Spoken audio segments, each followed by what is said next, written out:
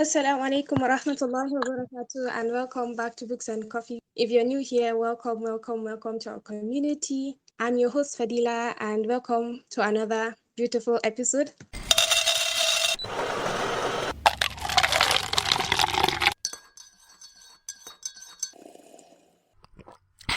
On today's episode, I have a beautiful, lovely guest, someone that has been an inspiration to me for a pretty long time. Welcome our beautiful guest for today's episode, Fatimah Maitambari. Welcome, Fatima, to our Books and Coffee podcast.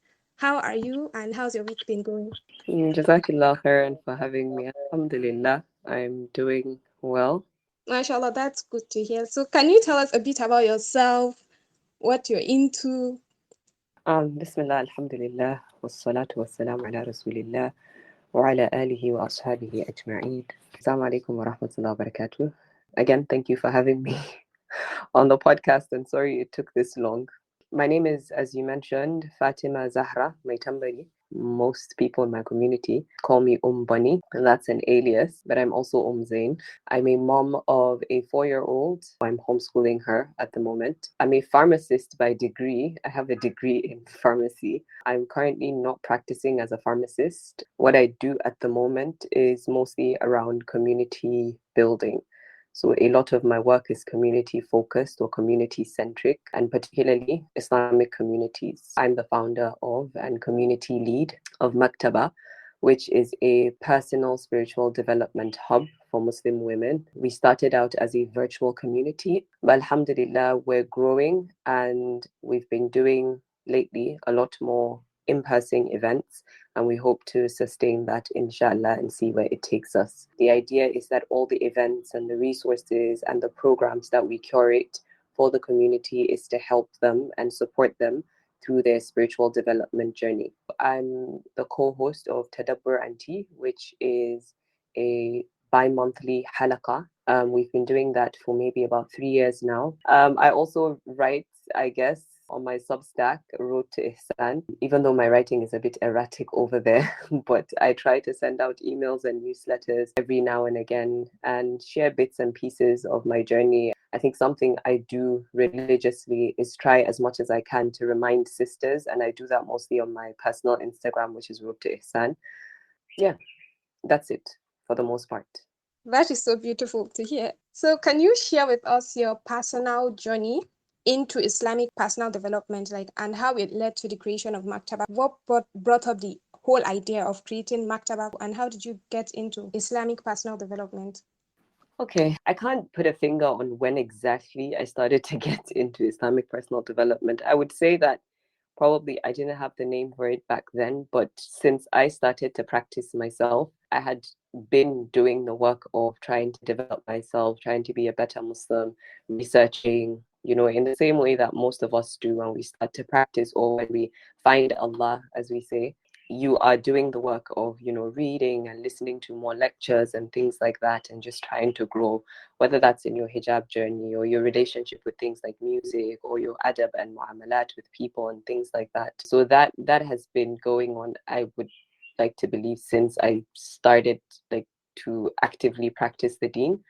In terms of personal development or personal spiritual development with regards to community, maybe I would say 2019 or 2018, if I'm not mistaken, around that time, really. I first started with a community, Tido I Love, and some of the OGs might know this. And we became quite popular when the lockdown happened in 2020, and Clubhouse, they were then in their beta stage.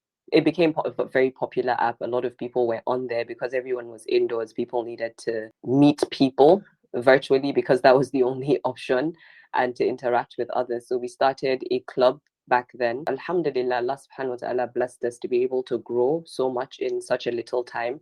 I remember at the time we were even amongst like the top 10 Islamic clubs. We grew by like 15,000 members or something like that. And we had an international community at the time. It wasn't just Nigerians. In any case, that was where I would say it started very on a larger scale, if you like. Before then, I had been, I think, I don't remember exactly, to be honest, these things. It's been a while, but I'd been doing it every, in like small circles and small doses. But that was really like the big reveal, if you like. After a while, I closed down, I would say, the community on Clubhouse for a few personal reasons, which I'm not even afraid to share. The first being, I realized that our community was growing faster than I was, which meant that people needed me more than I was available for them. I didn't have the capacity to fulfill the needs of the people that were within the community. We were hosting many different rooms, and I know that till date people send me messages to say, Barakallahu fiki, like the club has been amazing. And it wasn't run by just myself. There were a lot of other sisters that did a lot of work with, hosting different rooms and things like that. But again, it was growing faster than I had capacity to handle, and not in the sense of like administrative management, no, because I could have easily delegated, but in the sense of, I would say, like spiritual management. It's easy on social media to be put on a pedestal. People see you doing something or advising and reminding and things like that, and I don't blame people. It's natural. It just happens that you put a person on a position, like you have this idea of what they are based on the things that they say or based on the things that you see of them online. And as cliche as it might sound, we're not perfect. We have our flaws. And I recognize that there was a deficiency, not just in my capacity to handle the spiritual needs of others. By others, I mean the people within my community. But I also recognize that there was a deficiency in my knowledge. We did do a lot of things that I did like do like a whole session on Clubhouse to explain why we were closing down. But I realized that people would come to me with questions, but I didn't have the answers. And truth be told, I was just a practicing sister who was trying to learn her deen and do better and encourage others to do the same as well. And I'm a big, big, big fan of community. I believe that we go farther together than alone. I believe, even when you read the history of Islam, the Seerah, you see that, the religion was built upon community, right? The Prophet ﷺ wasn't doing it single-handedly. Yes, he was the one receiving revelation, but look at the circle, even when it was small in the beginning. Look at the circle that he had and the roles that each person played, or the role that each person played within that community, and how they were a means of support for each other. The Prophet ﷺ, when he was in the cave, when he was hiding in the cave with Abu Bakr, if Allah could have willed that he would be alone by himself traveling, but he gave him a companion on the journey. And look at how Abu Bakr again could have been traveling by himself, but Allah gave him a companion, the Prophet ﷺ, the best kind of companionship. And look at how that community strengthened. Basically, they supported each other in that space when they were threatened, right? So yes, I do very much believe in community, and that's why I started. But the capacity, it was a lot for me. I knew that I needed to pause and to go and actively seek knowledge. And that is the best gift that Tidu Alov had given me, or Allah subhanahu wa ta'ala rather had given me through Tidu Alov, is to recognize that I had deficiencies, gaps within my knowledge of Islam, and I needed to come back and actively pursue the knowledge of the deen. That's where you see the difference between the active quest for knowledge versus just listening to reminders and getting inspiration from lectures online. And so again, being a community leader, I needed to acknowledge that I was out of my depth and come back and regroup. So when we did, I took some time off. My daughter was young at the time as well. I was, interning at the time with a hospital, or with hospitals actually. So it was a good moment for me good time really to take time out and just arrange myself and fill up the gaps that needed to be filled up in order to manage my community better. And later on, when I felt the need to come back to my role as community lead, I realized that I had learned so much, like just from learning more about the deen and being, or trying to be a student of the deen. I'd learned so much and I wanted to play it safe. And that's the truth. I don't think I've spoken about this, but I wanted to play it safe. I then decided, rather than having a community where I'm coming and giving lectures, which I don't think that I have the authority or the credentials for. The scholars are there for that. Our teachers are there for that. The advanced students of knowledge are there for that. For me, it was about creating a community that would offer that support. And the way that we do it is through, one, books, because I love books. I believe that books are the best gift to mankind. They're the best thing, as they say, not since sliced bread once, even before sliced bread. Like, this is it for me. I really love books. I think that there's so much value to be taking in just generally reading. So of course I wanted to encourage the Muslim community to read more, and I genuinely feel that there one of the best ways to find support through your spiritual development journey. And that's how Maktaba came about. We're still growing. We're just in our second year at the moment. Again, because it was still the beginning, I didn't have enough clarity. I just knew I wanted to do something. We started out the very first book we had a conversation about. The first book conversation we had was in August of 2020, 22 rather, 2022. And I remember it was The Montessori Toddler, which is a book on Montessori method. We had a few moms join because there was a rave about Montessori at the time on Instagram. And one of my friends, I think she was training at the time to be a Montessori guide. So I invited her. One of my other friends, she had, in fact, my first exposure to Montessori was from her. She has two beautiful girls, and I know that like she used to be like a big parenting inspiration for me. Anyway, so we had that conversation. It went well, but after that, I realized this is not the kind of books that I want to be reading. I love the books. I find that they're beneficial, but it didn't quite click, you know. And then the next one we did was in December. That one was on daring greatly. I think we did that one virtually. It was good. The book had value to offer. We tried to read it from an Islamic, like an Islam first perspective, if that makes sense, because that's the way that I would generally approach books, especially like self-help books, to try to filter, right? But it was too much work because it was beneficial. Daring Greatly is by Brene Brown. It's beneficial. It was about vulnerability and allowing ourselves to be vulnerable, and how vulnerability is not weakness, all of that.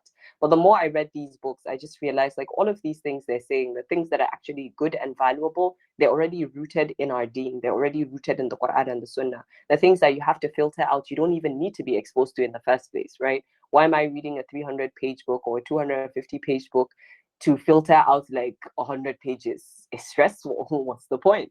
Then in January, we went a little more Muslim, if you like, and we read A Woman's Guide to Raising a Family by Sheikh Salih Al Fawzan, Hafidahullah. And that was when I really started to feel like, this is actually what I want to do. This makes more sense, because there was no need to like filter in that sense, because the values were Islamic, the values aligned with my values as a person, and also the values I was trying to promote within our community. And then from then, we paused. Ramadan came, and that Ramadan 2023 was the year that I really came to Allah. Like, God, Ya Rab, this is no more like a pet project or like a hobby. This is something I want to build and I want to grow. And it was the year that also my friend Miriam, she's Sisters Flourish on Substack as well, she invited me to join a 12-week dua challenge, which she was doing, which was kind of a spin on the 12-week year. If you've learned about the book or read the book, the idea of basically living your life in like 12-week chunks. So it's like a model for Muslims if you think about like growing or planning or setting goals, goal setting. And I did that, and I was able to really use that to just combine and tell Allah, like, this is what I want for Maktaba. Right after Ramadan, Alhamdulillah, we launched Maktaba Classics, which is the virtual book club, and it's like our signature program at Maktaba. Yeah, so that's how it started and sort of how it's going. You mentioned that you wanted the Muslim community to read more Islamic books. So was that an inspiration? Was that what inspired you to focus specifically on infusing Islam with personal development for women in Maktaba? Sort of. I would say sort of. Again, I've always loved books, and my mother, may Allah subhanahu wa ta'ala bless her and, really elevate her status and just preserve her and take care of her needs. I remember when I was growing up, we didn't have too many books in there. People like that read, they're like, oh, my mom has been, like, she had a whole shelf of books and things like that. My mom loved to read, but I don't think that she had the luxury of time to read as much as, for example, I'm able to read now. Back then, I don't think that books were as accessible as they are to us now, in the sense that you can just go out to a random bookshop and just buy books and come back and keep them and like grow like a huge library. Maybe some people had the privilege back then, but I don't think that it was I could be wrong, really. This is just my thoughts. I don't think that it was something that was that accessible or as accessible as it is right now. She had a lot of Darus Salam books, IIPH, Islamic Publishing House, and things, but they were not books that I was particularly interested in reading, because unlike other bookies that would say, I would read all my parents' books. I did not read my mother's books, to be honest, when I was growing up. They were quite intimidating. If you know Dar es Salaam books, they're big. They were very, in my opinion, at the time, like given where I was at, heavy. And I had school and things. I wasn't that curious about her books. But when I became a teenager and I started to basically express my love for reading, she became more intentional about sourcing books for me. And I remember around the time she was working with this sister, may Allah subhanahu wa ta'ala bless and preserve her as well. One of her colleagues at work, she was very big on books, right? I remember even back then I wasn't even wearing the niqab, but she was a niqabi sister, like full jilbab. And at the time, again, I wasn't practicing, so I didn't even know things about like the obligation of the hijab and things like that, right? So I would see her and I really just admired, the way that she carried herself, because she broke the stereotype of what hijabis, niqab, like the typical stereotype of what hijabi niqabis are like, right? Again, at least back then, my head was at a place where most people's heads were at, in that, hijabis, niqabis, they're just this over religious people that don't know how to have fun, or they don't do anything outside of praying all day or whatever, right? But she was very, very into books, and she was, at the time, she was a vendor for Sisters magazine, and I didn't know Sisters magazine at the time. And she would also, when she would get the books, she would also like source Islamic fiction books, and that was my first exposure to Islamic fiction. I didn't even know that it was a thing. So I was maybe around 13, 14 at the time. And my mom got me the set, the famous Zakiya set. A Voice, is that, I think A Voice is the second or third book. I read it a long time ago. Footsteps, A Voice, all that. That's, the series. And I remember at the time, my mom couldn't afford to buy the entire series. So what she would do with the sister is say, can we lend your book? Can we borrow it? Can I borrow it for my daughter? She's like, yeah, of course. And so my mom borrowed the first few books from me. I read them. I loved them. I wanted to keep them. And I remember, wallahi, she saved up. She bought me the first book. And the sister, I think she gifted me the second book in the series or something. Eventually, anyway, I was able to get the entire collection, right? And then after that, it was Jamila Kolokotronis. She has a series, Echo series. Maybe you know it as well. I was able to collect the entire series. And the fact that, again, she was putting in all this extra work to save up to get those books for me showed me that I could actually get money and buy the books for myself as well. Like, it was a thing, book buying and keeping, right? Like, it was something worth investing in.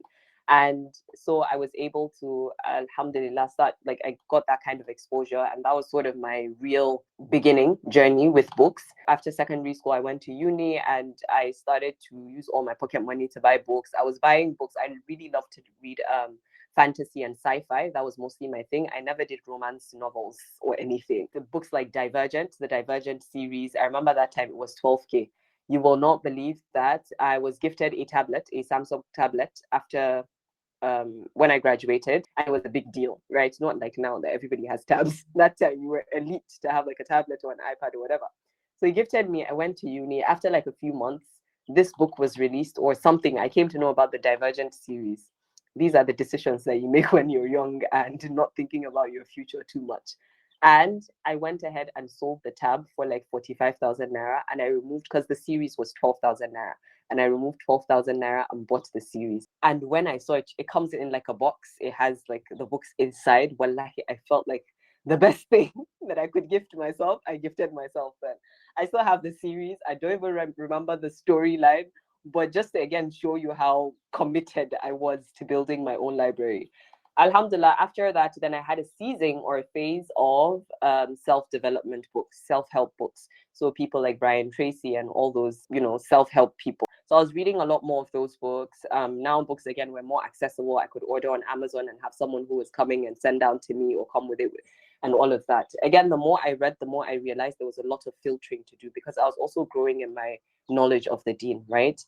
I would also read a lot of Islamic books, but the Islamic books I would read were mostly contemporary books. The famous Yasmin Mujahid, Reclaim Your Heart, all of those, very written by contemporary authors, right, about Islam.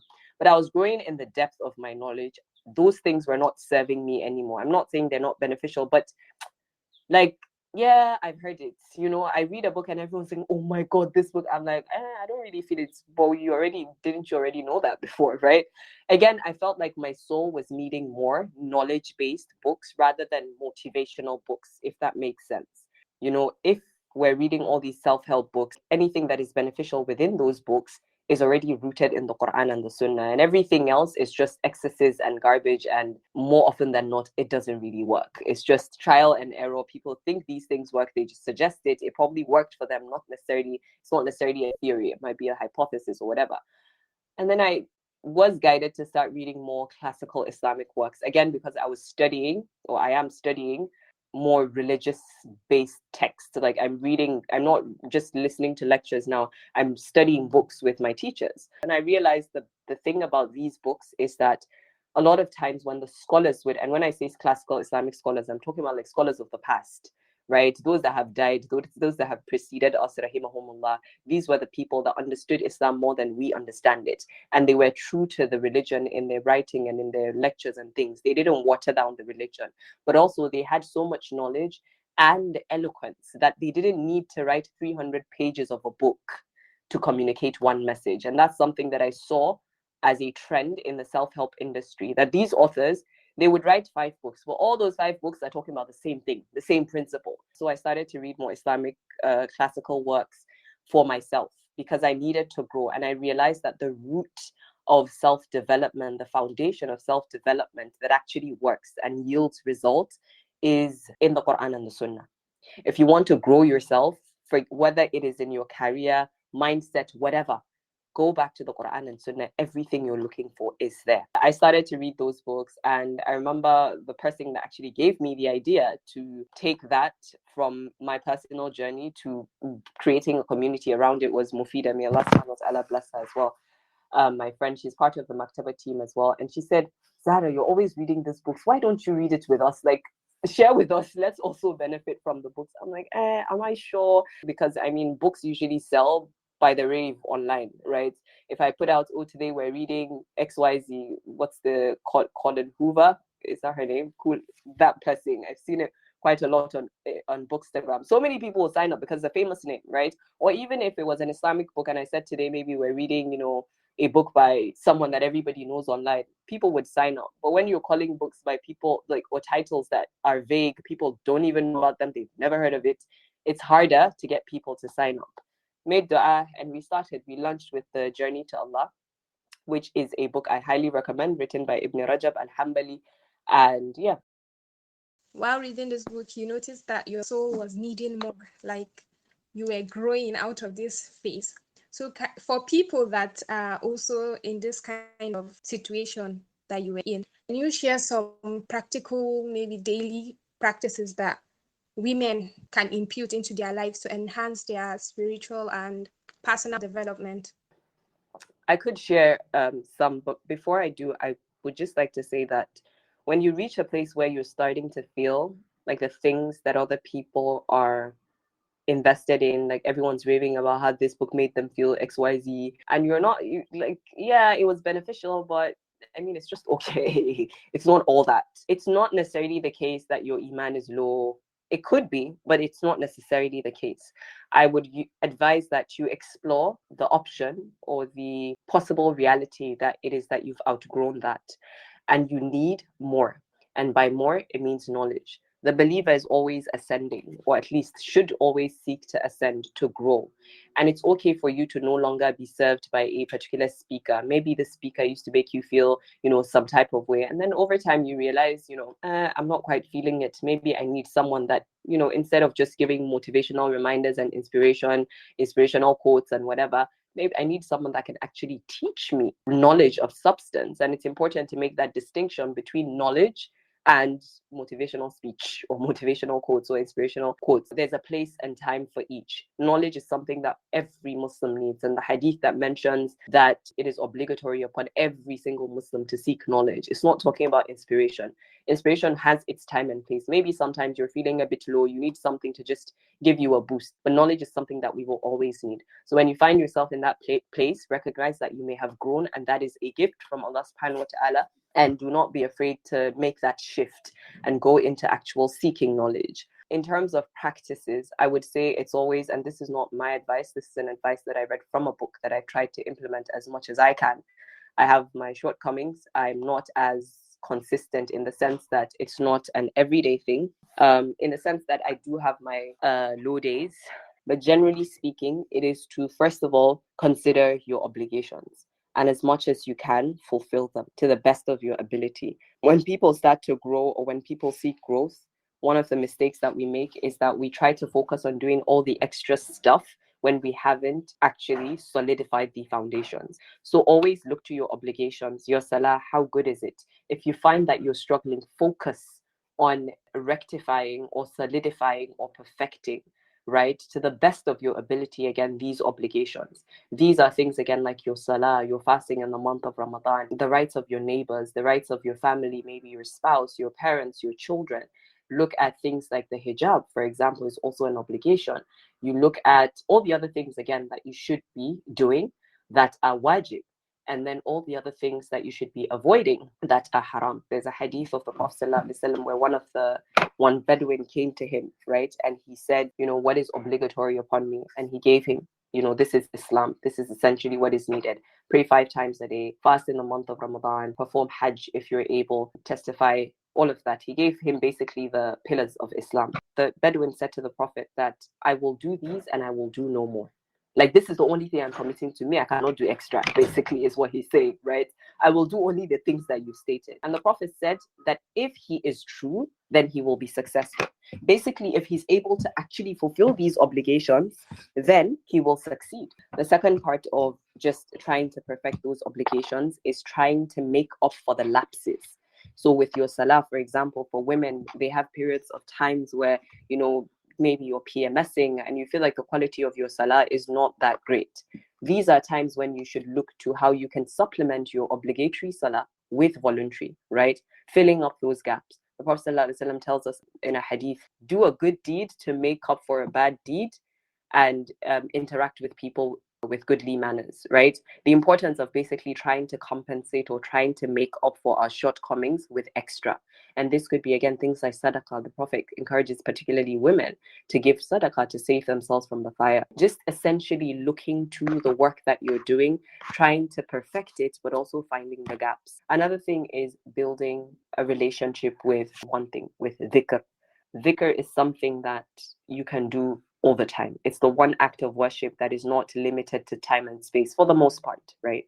Of course, I mean, you won't do dhikr in the bathroom, but I'm just saying, like, generally speaking, relative to other acts of worship, it's the one thing that you can be most consistent with. You're driving, you're doing dhikr. You're on your period, you're doing dhikr. You're not in a really good mood, you're doing dhikr. You're upset, you can do dhikr. You don't have wudu, you can do dhikr. You're not even in a state of like ritual purity, you can do dhikr. So this is an act of worship that you can do in more places or more times than you can do other acts of worship. And even if you're sick and bedridden, dhikr is something that you can still commit to a certain extent. Building a relationship with dhikr is so important because it keeps the heart alive. And the greatest form of dhikr, as we know, is the Quran, right? So by extension, we build a relationship with the Quran.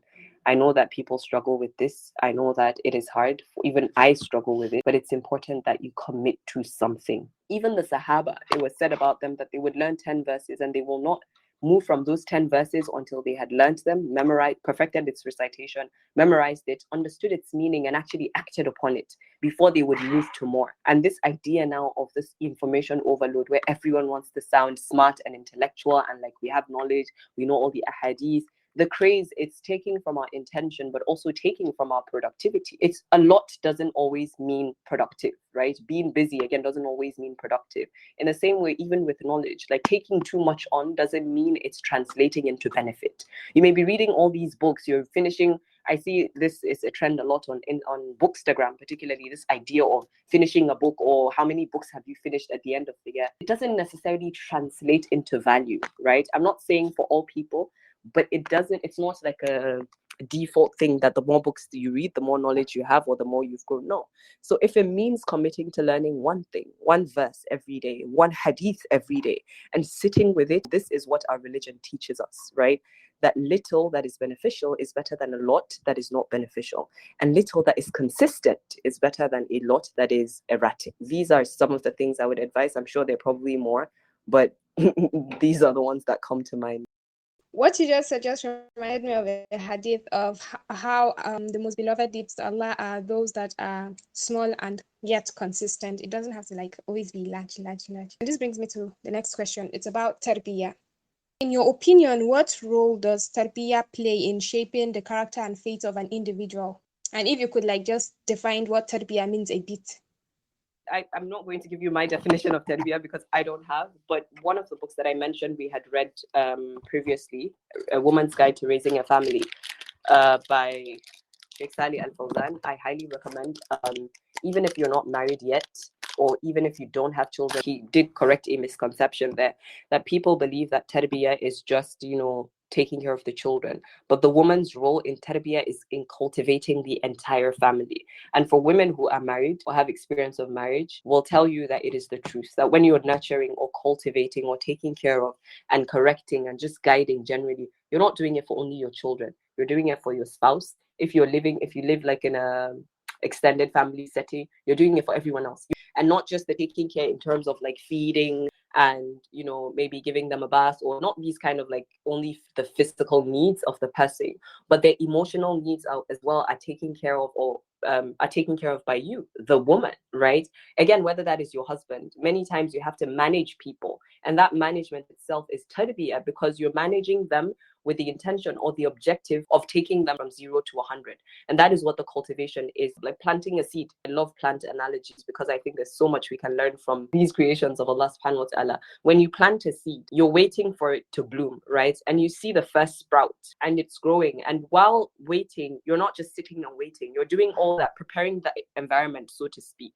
You're pouring or adding water, watering the soil, even when you can't see anything, right? You're making sure the soil is fertilized or nourished enough. If it's not, you're doing, adding all the compost and whatever. You're asking questions in terms of, is this plant an indoor plant or an outdoor plant? Does it love shade, or, direct sunlight is fine? Does it, all of these kind of things. Some plants, they would tell you, don't water it until it's completely dry. So you're preparing the environment. When it starts to sprout, you're also seeing, okay, is it growing in the right direction? Does it look healthy? Does it look diseased? When it starts to get into full bloom, you're looking out for, you're not just continuing to take care of those needs, you're also adjusting the needs, because as the plant grows, the needs change, right? Or maybe it's a vegetable and you're thinking, okay, this is the part where we need to cover it because otherwise, insects and stuff will damage the plant. This is cultivation. This is tarbiyah. That is what we do as women. That is our role as women for the entire family. And he mentions this specifically, that it is not just the children, it is the entire family. I guess that's the first part of your question.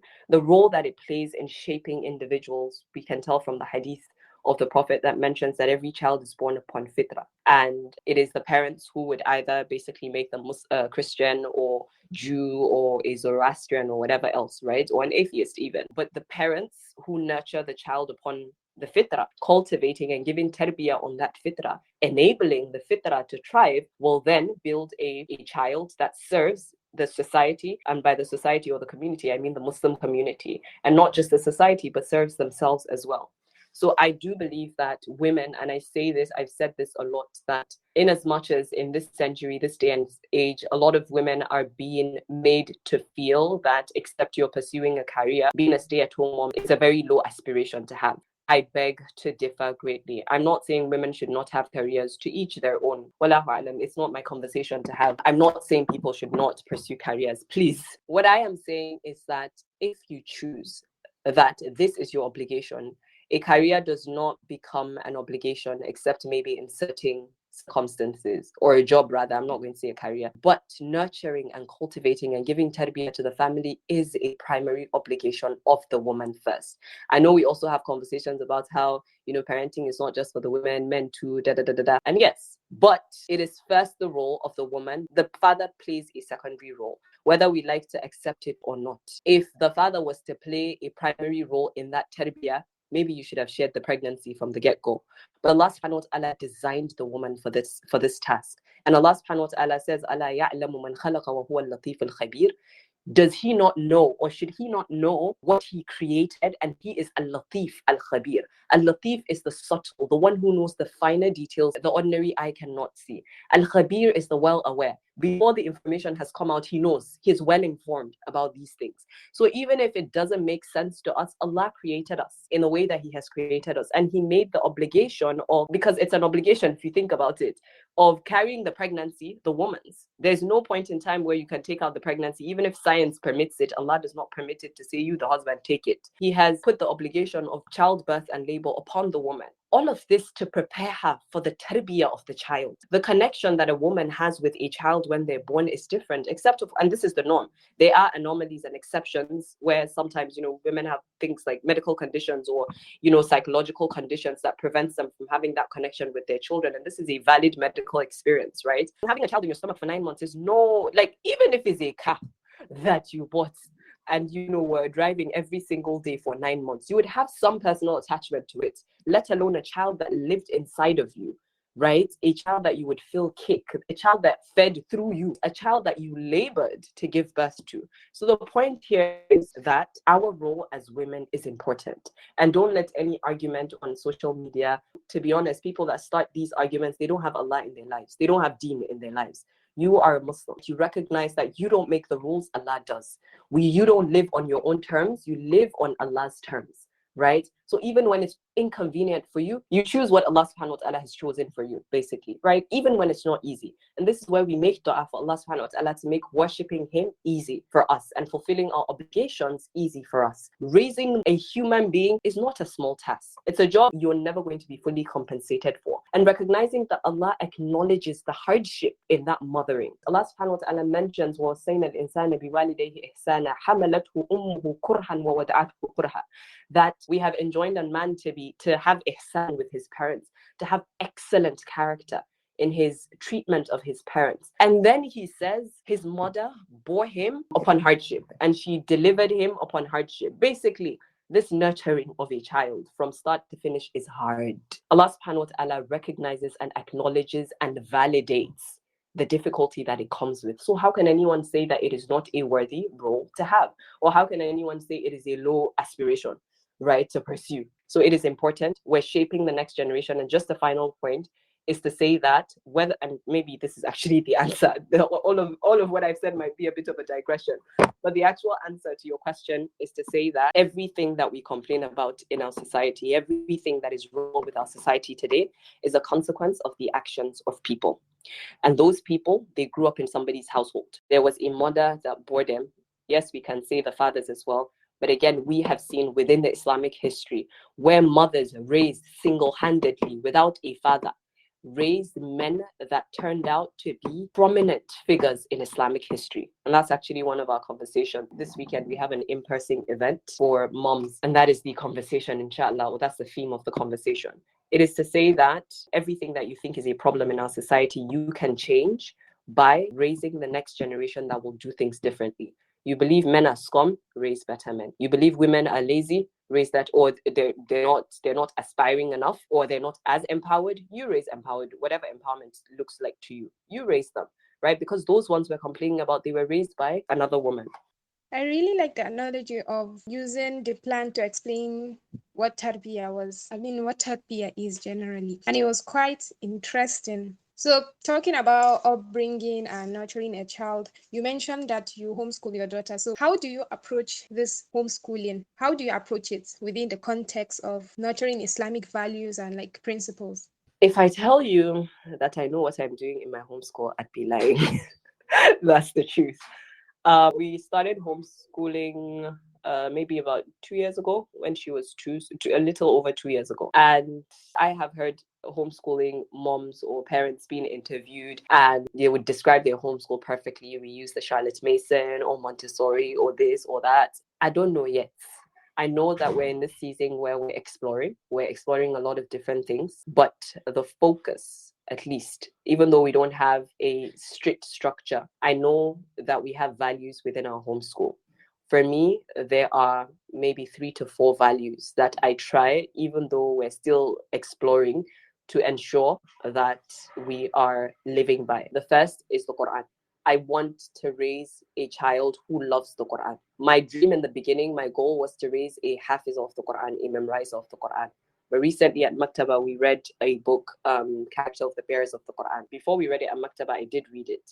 I had sort of a shift in my relationship with the Quran. And this is why women in tarbiyah should work on cultivating their own selves, because naturally, whatever you do for yourself, it will trickle down into the people that you're growing. They will most likely live by your rules. So when it changed my relationship with the Quran, or it started to influence my relationship with the Quran, naturally that sort of seeped into my goals and my aspirations for my daughter's relationship with the Quran. And for me, is to look at the Quran as a life book. Part of the goal is that yes, she memorizes the Quran, may Allah subhanahu wa ta'ala facilitate it. But the most important goal for us is that she loves the Quran. She is a person of the Quran. She strives to live by it. The second value for us is adab, manners. And this is one of the reasons, if I'm being very honest, that has caused us to sort of delay schooling. We did put her in a school before, and I loved that school. I still love it. I love the founder of the school, Aya Preschool. I love their values. When we decided to homeschool, we took her out. Every now and again, I find myself thinking, are you sure you're not going to put her back in school? Like the work sometimes gets a bit overwhelming.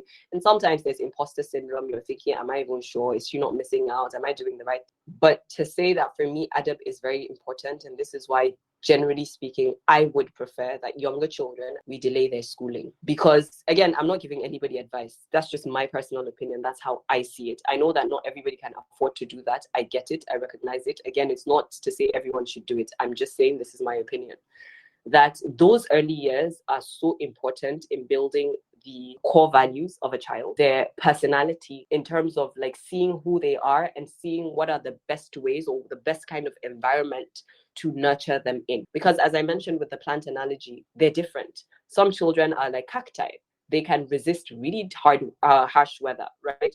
Some children, they're like vegetables or herbs. Small wind like this will just break them, right? We're different. Even as adults, we're different. Our ability to be resilient in certain conditions or to thrive in certain conditions are different.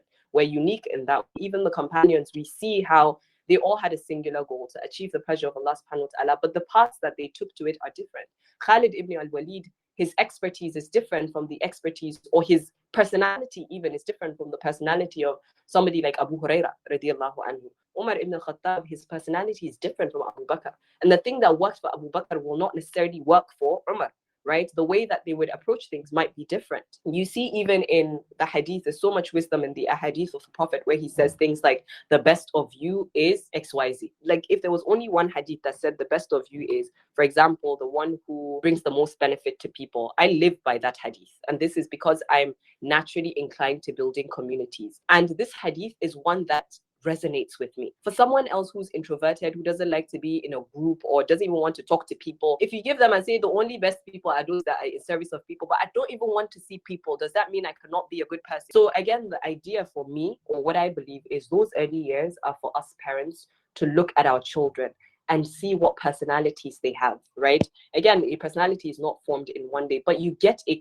sort of inclination to observe and see what is the best environment for this child to thrive in. Some people, homeschooling may not work for them. I get that. I'm not saying homeschooling is the only way. Maybe even for us, because I've said it a lot, and anybody that has heard me speak about homeschooling would know this, that our plan is to homeschool from 0 to 6 years. When we get to 6, we recognize she's at a developmental milestone that we need to reassess and see if homeschooling is the best thing for her, because it's not about us. We're raising a human being. She is the person. She is the one who the spotlight is on, right? She's the star of the show, if you like. At 6, we will evaluate and see, okay, would she thrive better in a school setting, or maybe in a hip school, or maybe with a lesson teacher that comes home? Maybe I'm not the best person to teach her. For me, it's more about the intentionality. So again, going back to the second value, which is manners. For me, manners are important. And I find that the best people to teach my child manners are not her peers. They're not other 2-year-olds or 3-year-olds or 4-year-olds. They're not the best people to teach her how to behave correctly.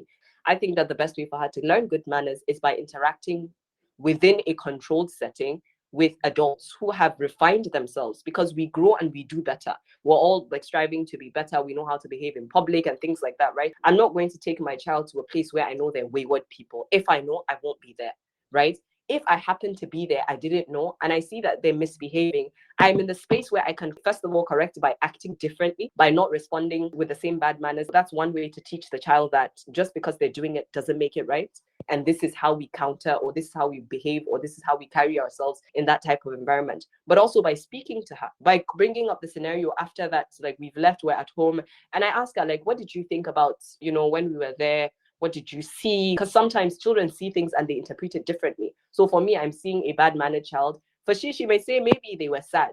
And it's perspective for me because I didn't even think about it. But again, I'm helping her to see what is the best way to act. And for us, we do that within our homeschool by living every day deliberately. It's things like we're going out of the house. What is the best way to do that? When our friends come over, our neighbors come over, we're sharing with them what is the best way to do that, right? Someone is rude to you. What is the best way to do that? A lot of times my neighbors' children are in my house because my daughter doesn't like to go out. So they come.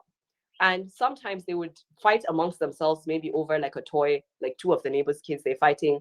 And they're at that age where, again, they're impressionable. They're also children, right? Maybe they've heard someone say it. They would say something like, I'll slap you or something. And I have to come out and say, no, we don't slap in this house, right? That is not good manners. If they ask you for something, this is the better way to respond. And she's there observing. I'm not speaking to her, but she's seeing. Again, it's not to say, because sometimes people think when you homeschool a child, you're shielding them. They won't know, they won't learn how to behave in public because they're socially awkward. They've not really interacted with real life scenarios, but that's not the truth. We're not living in isolation. We're not living in a cave. And even if we were, I'm a human being. She's interacting with me. I'm not perfect. I have slip-ups. There are days when I will tell her something I've told her we're not supposed to do. I will do it and she will see it and she will call me out and say, Dada, but you said, and then I'm like, yeah, that was a mistake on my part. Astaghfirullah. And I will show her how we mend or make amends for the shortcomings in our actions.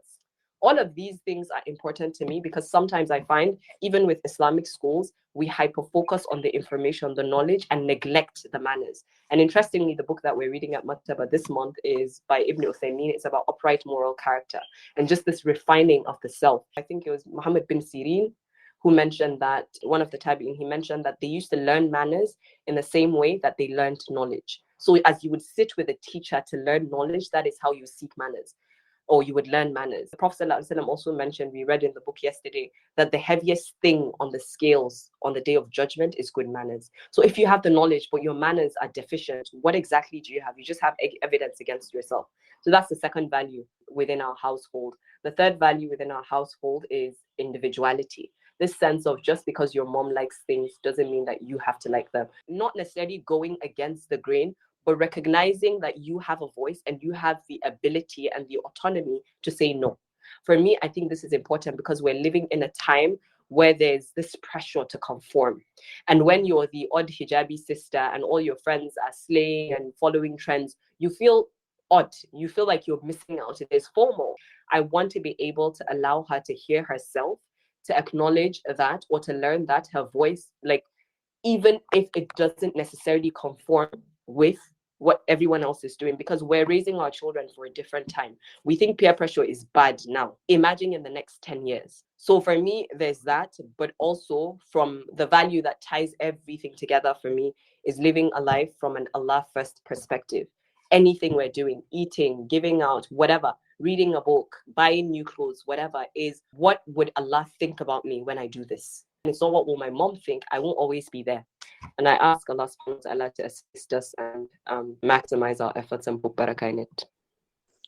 So, as a mother and like a homeschooler, how do you prioritize your own personal development goals while also juggling like family responsibilities? And what tips would you give to other mothers that are trying to pursue their own passions of studying the deen more while also raising a family?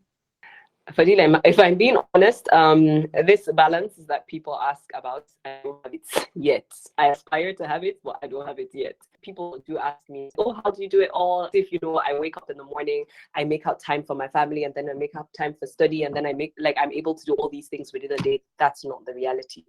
The reality is I live my life mostly in chunks or in seasons. From Friday, I am very, very busy.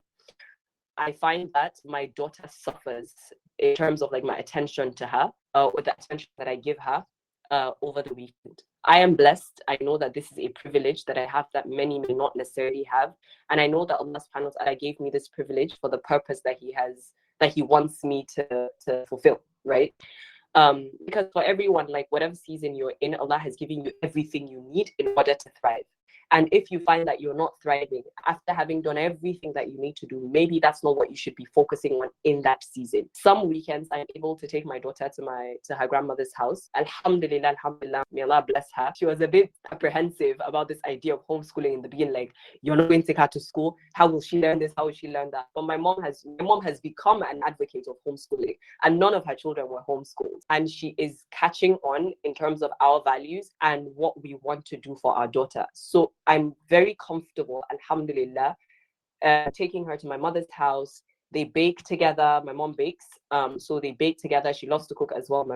My daughter loves to cook. I don't like to cook at all. I cook only because I have to, so that the people in my house will not starve and die, right, on my account. My daughter, she seems to love cooking. She's always saying, Dada, can we make pancakes today? I'm like, no, please, let's eat rice and keep it moving. I have stew in the fridge. So again, it might seem like I'm doing all these things. I'm not. But I recognize my deficiencies. I know my lapses. I know the gaps that I have. I'm a very task-oriented person. When I have work in my front, I'm not thinking about people. I'm not thinking about your feelings. I just need to get the job done, right? So when I'm working, I don't want to be interrupted. In order for her not to suffer, weekends when I know it gets really busy, I find a way to drop her off at my mom's. I also, again, have the privilege of having a neighbor who's also my sister-in-law, who's, again, understanding my values. So sometimes I would take her there a few hours just so I could do like some focus work, 3 hours. What I know I try to do is overcompensate. So when I'm with her, I'm with her. That's my daughter now. I try to make up for my lapses when I'm absent. I don't know if anybody noticed, but a while back, I tried to do this homeschooling blog. I created an account for it and things. I can't, because I realized if I'm spending half of my time filming and making videos about what we're doing, I'm not actually spending time with her. And most of the time I'm distracted. I recognize my own limitation in that I cannot give her my full attention and have that quality time with her while I'm trying to create content for my Instagram. So I do make sure that we have valuable time together. We have somewhat of a routine in that every day, at the very least, we will read books. That is a staple in our household. We read books a lot. So every night we would read at least 4 books, right? Of course, when I say every, I don't mean every single day since the day that she was giving birth to. That's not exactly what consistency is. There are days when we're so tired, we both sleep off, or sometimes when we travel, we can't carry all the books that we would normally read, and we'll read just one book or whatever, right? But that is mostly a routine we read. Outdoor time is very important to us. Generally, children love to play outside, right? So when we're outside, neighbors' children are around, I just try to be there to supervise, because I'm not a fan of allowing children to play on their own, because conflicts arise and children are not the best equipped to handle conflicts at all times. And sometimes it's children going into places like Lungu is like nooks, like crannies, nooks and crannies, right? Like maybe the back of the house, they're running and they go there. I'm like, nope, come back.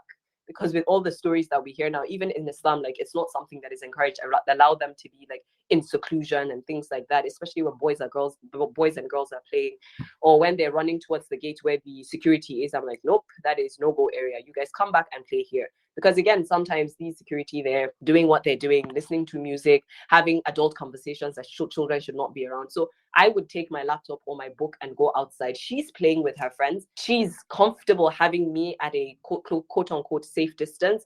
I'm comfortable being able to not just be there for her, but for all the other children that are there as well. Sometimes that work can look like, if we're going out in the evenings, it is me doing my evening adhkar there, or doing my muraja'a there. Again, recognizing that she's seeing. She sees what I'm doing. She's registering it. And I hope that she's able to learn from that, to say my mom was able to make time out for me while she was filling her own spiritual cup. Again, when I have focus work, like in the mornings, like now, I would usually start very early, do it. She's usually asleep. One of the things that homeschooling has helped us do is to be flexible with our sleeping routine. And because she doesn't nap, she would wake up mostly around 10. So between Fajr and 10 a.m., I've been able to do the bulk of the work that I need to do. So that afternoon period, when my energy is even low, we can do more. Like, she will play with her kitchen. I'm there. We're doing building blocks and things like that. Where sometimes we do worksheets. We don't always do that. It's not really a part of our homeschool yet. like tracing A's and things. Most of the thing that we do, the learning is through play. So it's like we're doing reading games and coloring games and things like that. Something I try to be very intentional about is doing my things like my maktabah sessions, things like my ibadah, just generally what I would consider ibadah. I try as much as possible to do it while she's observing, because I know that it will do something for her by the grace of Allah subhanahu wa ta'ala. And sometimes, I'm not gonna lie, I tell her no. When I know it's time for me to do my karatu, and because children, they will demand of you, they will keep taking from you until you tell them no, until you establish a clear boundary. So there are times when she's like, Dad, let's go outside. I'm like, no, I've not finished my portion for today. I'm not going. She may cry, she will throw a tantrum, roll on the floor. Crying does not bother me. I promise you. My daughter cries, it's okay. When you're finished, when you're finished crying, you can come, I can hug you. You'll find sometimes she'll come and she'll sit on my lap. It's like, it's okay, you can sit there. But me, I'm not going to leave the space until I'm done. Sometimes it's not even like this. Maybe it's a chore I have to do. I'm doing the laundry or something like that. And she insists that we go outside. No, we can't go out now because I'm doing another work, right? And it needs to be done. There are things, of course, that I try to be flexible with. Maybe I notice she's dealing with big emotions, and that outdoor time really helps both her and me to sort of decompress. I could push back, maybe if it's laundry or cooking or something that is not urgent, that I can survive if I don't do it now. I would leave it and go with her. Also, that communicates to her that she is important to me. And there are times when I will prioritize her because I recognize that she has a need that needs to be fulfilled. I try my best as much as I can to not relegate myself because I have a child. Because she will grow up, she will marry, she will run her own family. I also try my best to make sure that her needs are fulfilled to the best of my ability. Again, sometimes our routines change because she can wake up earlier than usual. She's having a bad day, woke up, as they say, on the wrong side of the bed. I will postpone my whatever work I'm doing in the morning, and we will take a walk in the early morning. You'll see us at 7 a.m. just walking, her in her pajamas, and we're just going. We're not doing anything. There's no, like, it's like downtime. There's no concrete goal to it. It's just walking, fresh air. She comes back, she's fine. And usually she can play for longer hours by herself. But to also mention here that it wasn't always like this. When she was much younger, I had a gap. And people that follow me online would have noticed I had a gap in the amount of work I was able to do for the community or for myself, even in terms of my study and things. Things slowed down. And that's a season as well, right? It's a season. I acknowledge that for now, my obligation, what purpose I'm serving right now, right? The way that I'm serving Allah in this season is by taking care of my very little child, my infant at the time, and also myself, because if I was combining breastfeeding and all these things with now doing classes, and I will not be able to do it. I will crash. And if I crash, there's nobody that's going to do it anyway. So again, acknowledging the season that you're in, recognizing that there's no one way to serve Allah. Sometimes Allah will give us different means and He will provide the different things that we need to thrive in that season. It's really about looking at those things and maximizing them. Now that brings us to our game section. This is how it's going to go. I would say a word and then you tell me the first word that comes to mind. Okay. Are you ready? Yes. Okay, so the first word I have here is spirituality. I don't know if it's because I'm looking at my Quran, but Quran comes to mind. I don't know why. Deen. Quran? Okay, Deen, striving. Books. Books, classical. Classical comes to mind. Islam. Perfection. That's the word that comes to mind. Classics. Classics, The Journey to Allah. That's the first book that we read at Maktabah, the virtual book club. It's by Ibn Rajab. I highly recommend. Palestine. Palestine, the people of Allah. That's the word. I feel like my heart just a bit. But the people of Allah, I see how Allah has chosen them, in as much as like what we're seeing is hard to stomach. But wallahi, I see beyond the suffering. I see that Allah has chosen them. The words, I guess, that come to mind, the people of Allah. Ibn al-Qayyim. Ibn Qayyim, quotes. I feel like he's the most quoted, yeah, he should be the most quoted scholar that I know. Sirah. Sira, Hijrah. Homeschool. Homeschool, go easy. Flexibility. Breathe. Because I know a lot of like homeschoolers or intending homeschoolers like, eating, how do you do it? I'm like, me, I'm just flexing it. I'm not even trying too hard, I promise. And the last word I have here is podcast. Podcast. Fadila. Podcast Fadila. Maybe because I'm recording a podcast with you. That brings me to my next question. So what are some of your favorite Islamic books? or what are some must reads that you have for our listeners? Books, I feel like my favorites have come with seasons. In a certain season, I really loved the books by not Ibn, Zakiya, and those were Islamic fiction books. And I feel like they were my favorites because that was what my soul was needing at the time. I was starting to practice. There weren't a lot of practicing teenagers around me. I felt represented. I felt seen. I felt heard. I connected with the characters in the book. And like it really gave me more to aspire to in terms of like practicing the deen and being a stranger, ghuraba within, your community because you're practicing Islam. So that's what I needed. It was a favorite for me at some point. Now I don't think I will connect to it as much as I did back then. There was a season I had like with parenting books as well. One of my favorite books at the time was Daniel Siegel's The Power of Showing Up. And again, I was at a time where I was new to motherhood. I was really confused about what I needed to do. But this power of showing up has left something like within me. This power of showing up has really helped me to see my child and, really helped me to solidify my values. So that's a book that was a favorite for me at a time. I'm not going to say it's the best book that I've read. It served me when I needed it to serve me. I still have lessons from that book. I still recommend it for mothers especially. Another book in the field of Islam, I would say, is The Journey to Allah, which I have mentioned time and time again.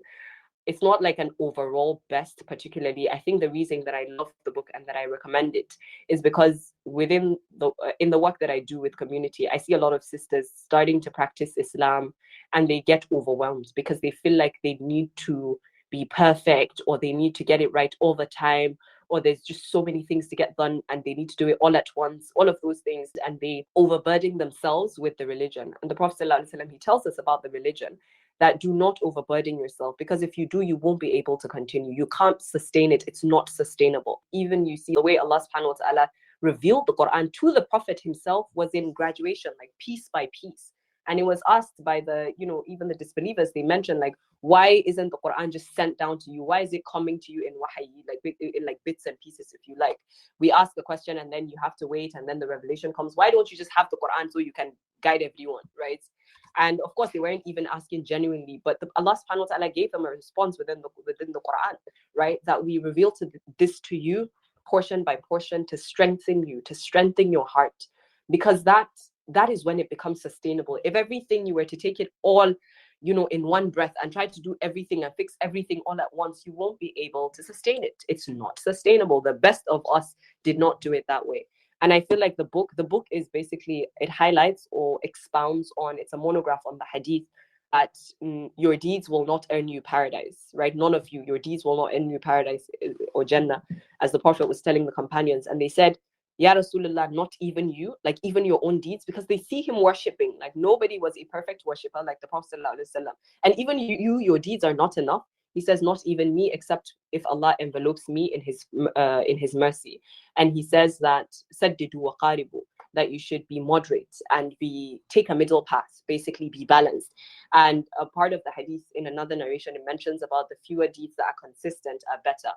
And so the point is that book is a book I would highly recommend, especially if you're trying to grow in your faith, you're starting to practice.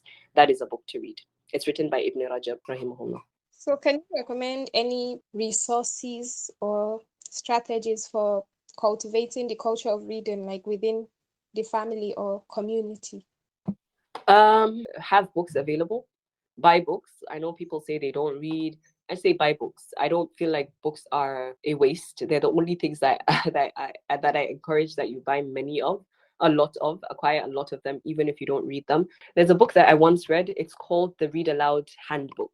I think the author of the book is Jim Trelease, I believe. It was recommended to me by a friend. One of the things that he mentions in the book about reading is that helps children to read. He encourages reading aloud to children, basically. So that's the first tip I would share, is that you make time to read to your children.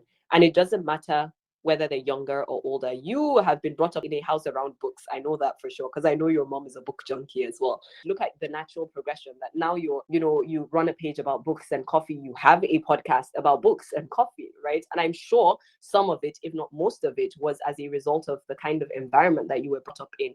You had a book-rich climate. What they call it, print-rich climate. Or yeah, a rich print climate rather. So it's the idea of having books accessible to even children who are crawling or infants. Introduce them to books as early on as possible, and introduce them particularly to quality books. And that's one thing I would recommend. So even if you don't have children, surround yourself with books, have these books. And the second thing I would say is give yourself time and don't be hard on yourself. Ease up on the rules. You don't have to finish one book every month. You don't have to finish 52 books every year or whatever. You don't even have to finish a book. And this is my opinion. The way that I read is I don't have to finish all the books that I start reading. If I start reading and I feel like I get the gist of, particularly now these are books that are non-Islamic, so self-help books, other kind of books, parenting books. If I get the gist, I'll drop the book. Like, I've gotten the message, it's okay. Sometimes these books are 200 pages long and they're saying the same thing, which is why I love classical Islamic books, particularly the ones that we read at maktabah. The most we've had is 100 pages, 90 something actually. It was just with the appendix and the glossary and the intro that became 100 or something like that. The scholars were so eloquent that they communicated so much with few words, and you will get it. The idea will not remain vague. Allah subhanahu wa ta'ala has put barakah in their speech, that they would communicate with such few words. And there's a statement, خَيْرُ الْكَلَامِ مَا قَلَّ وَدَلَّ, that the best speech is that which is precise and concise. And I'm still trying to embody that because I talk a lot. I'm not the most concise person. May Allah subhanahu wa ta'ala assist me. But my point is, you don't have to finish a book. Don't put pressure on yourself. Sometimes open a book, get a book from the shelf, go through the table of content. I do this sometimes when I'm looking for, just a boost in my iman, or I'm researching something. Look through the table of content. Maybe what you need to start with is chapter 5. That's what piques your interest. Open it, read chapter 5, close it. You've learned something that day. Sometimes you read chapter 5 and there's a cliffhanger, or it stops at a point where you feel like you want more. You might end up reading 8 chapters without realizing, right? But if you were waiting to start from the beginning was slow, so you felt like, it's a drag, and then you drop it. So have a rich print climate, buy good quality books for yourself, for your children. Allow your children to read books. If they want to start from the middle of the book, read aloud to them. That's the third thing. Read aloud. This Read Aloud handbook recommends even reading to adult children. So you now, your mom, for example, can decide to read to you, or my mom can decide to read to me, right? In the same way that now there's this culture of audiobooks, and sometimes you learn better from audiobooks. You're learning better pronunciation of words because you're actually hearing them being pronounced, and all of those things. Another thing I would recommend is making dua for Allah subhanahu wa ta'ala to give you access to beneficial books, to enable or make it easy for you to read those books and to grant you the benefit in them. That is something I recommend. Also, joining a book community. This is not a pitch for Maktaba, but if you consider it one, then go ahead and join. But join a reading community. At Maktaba, we recognize that there are people who want to benefit from books, but they don't have a good reading habit. So what we do on the calls, it's not your regular book club. We actually read the books on the club calls. On Fridays, we have our reading calls where I share my screen. You can see the pages. I'm reading the book to you. So consider it like your bedtime story, if you like. We try to also do like commentary on the book. So some things, like, try to make it make sense. Some statements related to our present day situation or contemporary issues, so that, again, we can make more sense of it and see how we can implement those. Or if you don't even want to join a reading community, start your own reading community. Challenge yourself. Just to add, like with the rich print climate, it's not to have like a whole room of books that you never ever go to. Make the books accessible. Have books on your bedside. The decor in my home is books. Anyone who has been to my home knows this. Have them on your TV stand. Put them on the center table. If you feel like, they're all cluttered, have a bookshelf. It doesn't have to be grand or big, right, or bulky. Maybe just like a floating shelf where you have some books in your room, in your living room, like different places, so that you can constantly see them and constantly be surrounded by them. Also, explore other forms of books. I don't really consider audiobooks reading, to be honest. I consider them more listening.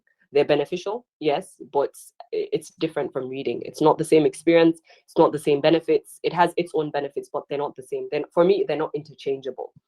However, you can explore things like ebooks, right?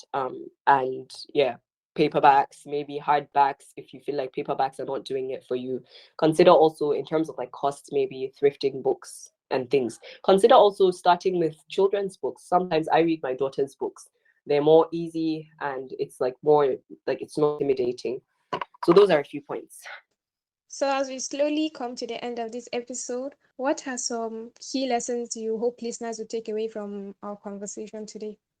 Well, the key lesson, I could actually just share one. For me, the key lesson is that being Muslim requires effort, and it's not effort that you put in once. It requires you to continue to grow yourself, to continue to pick up your slack, because you will slack, to make up for your deficiencies, to fill up the gaps. It is a lifelong work.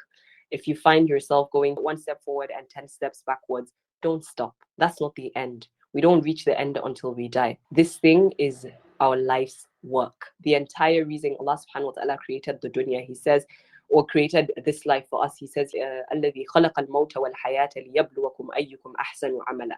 That He has created life and death to test us. Which one of us is most excellent in their striving, in their deeds?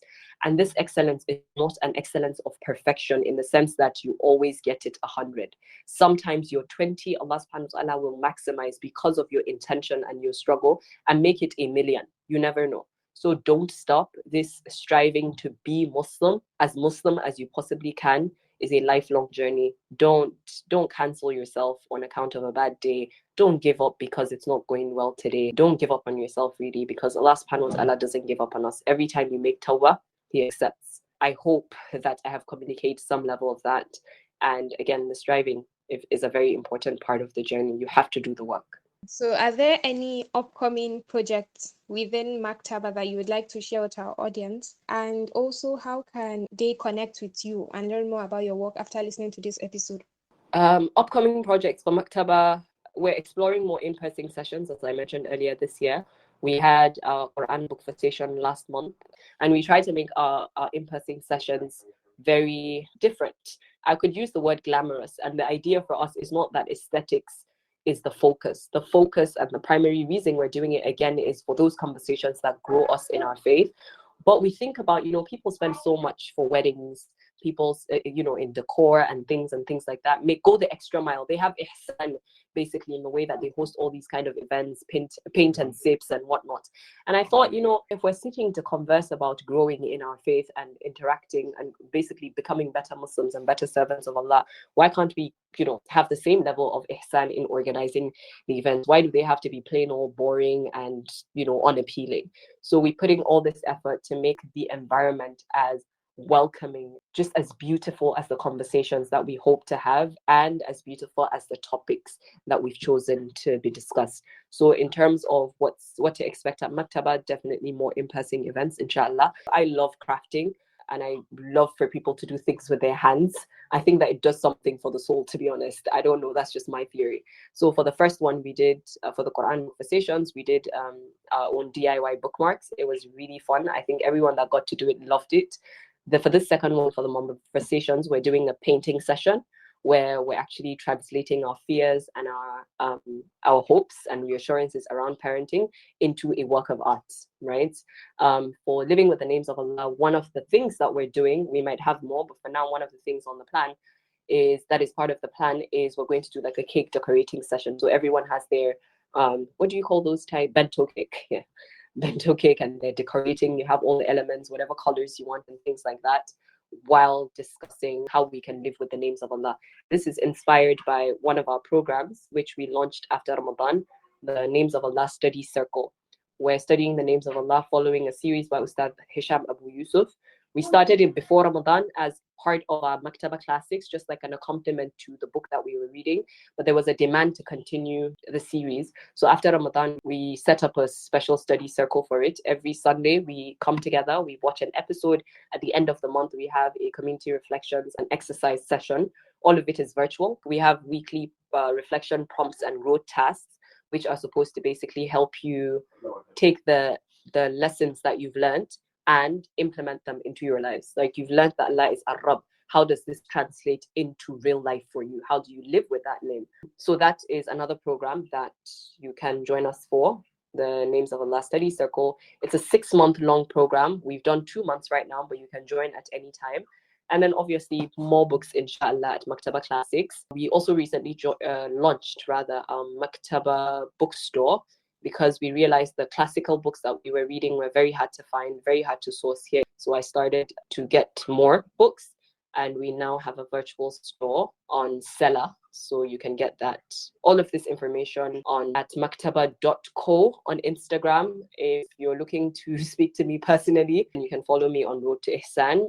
I'm terrible at replying messages. Don't be offended. I'm not snubbing people. I promise. I apologize. I should try to do better. I'm trying, but in case you message me and I don't reply, if you're very patient, you can also subscribe to my Substack. It's go to ihsan.substack.com. Occasionally, I send out letters or emails or newsletters or make blog posts. That's it. That was the end of this episode. Jazakallah khairan, Fatima, for joining and sharing all this amazing knowledge with us. I pray Allah increases you in knowledge and blesses all you do. Ameen. Ameen. Jazakillah khairan. Subhanakallahumma wa bihamdik. Ashhadu an la ilaha illa anta. Astaghfiruka wa atubu ilayk.